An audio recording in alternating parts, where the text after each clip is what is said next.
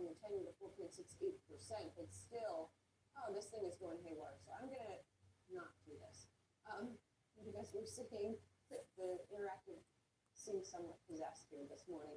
But we are seeing oil prices also watching those on the move in terms of what they're queuing for U.S. stocks. Let's see if I can pull that up. There we go. A little bit of relief on oil prices, but still very much a concern for investors here. And we have been seeing this increasing pricing in of the chances of a rate hike sometime this year.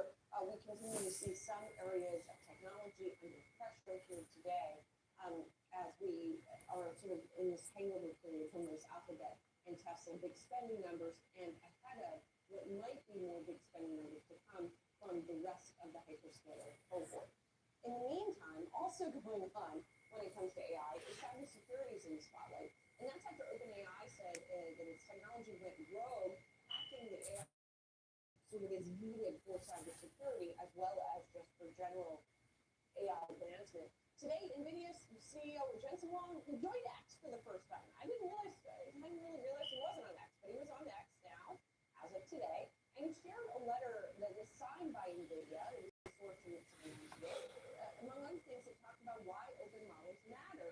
Part of the letter says, quote, in a world where cybersecurity attackers use advanced AI, defenders need access to models with comparable capabilities so they can detect, simulate, and respond to emerging threats. Open models broaden defense capability, increase transparency, and allow vulnerabilities to be discovered and remediated across many teams. And indeed, by the way, Hugging Face turned to an open source Chinese model to try to get to the bottom of attack. Now, joining me now to talk about cybersecurity, maybe how we can invest upon it through this game is Matt Hedberg, RBC Capital Markets Managing Director and Head of Global TMT Research. Matt, obviously a lot going on this week in terms of these threats, but that OpenAI Hugging Face situation really highlighting it for a lot of people, what the challenges are here. So how are cybersecurity firms meeting that challenge? Yeah, thanks for having me on, Julie. Yeah, it's really been a quite remarkable time. I've covered the cybersecurity space for nearly 20 years, and just when you think you've seen it all, you see something new. Listen, in an AI-first era, it's clear that some of these new attack vectors are propagating at a very, very rapid pace. A lot of this started, frankly, a little bit ago with Mythos, and it really raised the alarm bell, I think, for a lot of organizations that the stakes are higher where we're going, and a proper cyber fabric is really required. Oftentimes, that requires kind of rethinking what the cyber fabric of an organization looks like. And are the big cybersecurity firms out there prepared for this task, right? Are they ready to meet? I mean, I don't know what Hugging Face had in terms of its cybersecurity surface, but the idea that OpenAI's agents could do this, it feels pretty shocking. Yeah, it was. I think you used the term that I've heard a lot from folks. It's shocking.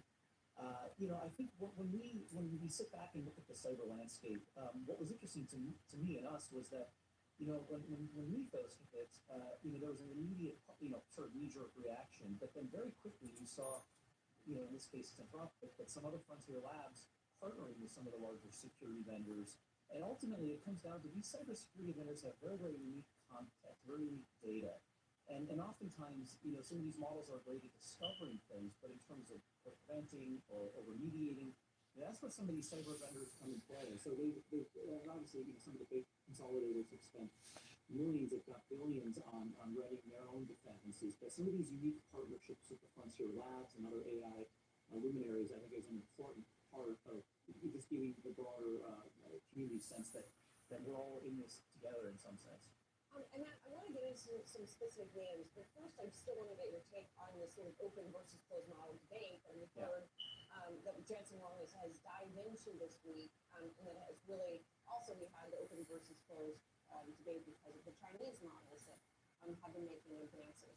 How do you think about his argument and that consortium's argument that open source is necessary for security?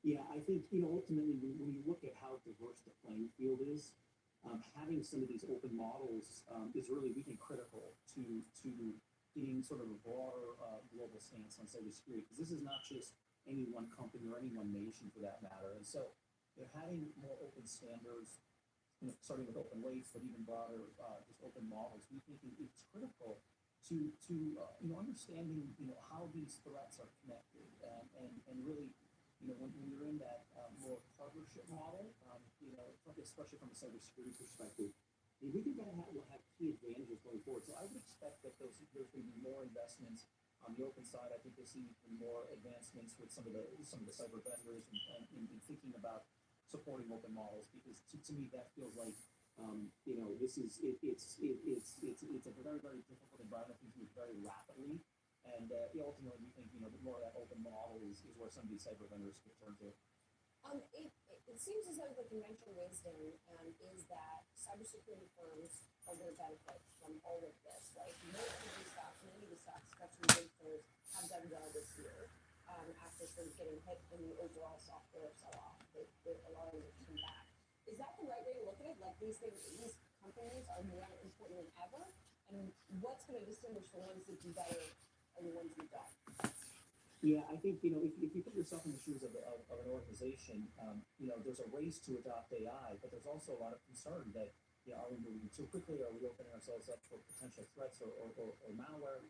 And oftentimes, these organizations, these CISOs are looking for trusted partners to help provide a framework and guardrails for AI adoption, AI advancements. And so we do think, the move in some of the big cyber consolidators is a direct reflection of that. We spent some time recently with a number of these vendors, and the pipeline growth it certainly feels like it's there. And I think ultimately, when I talk to CISOs, this is what they're looking for.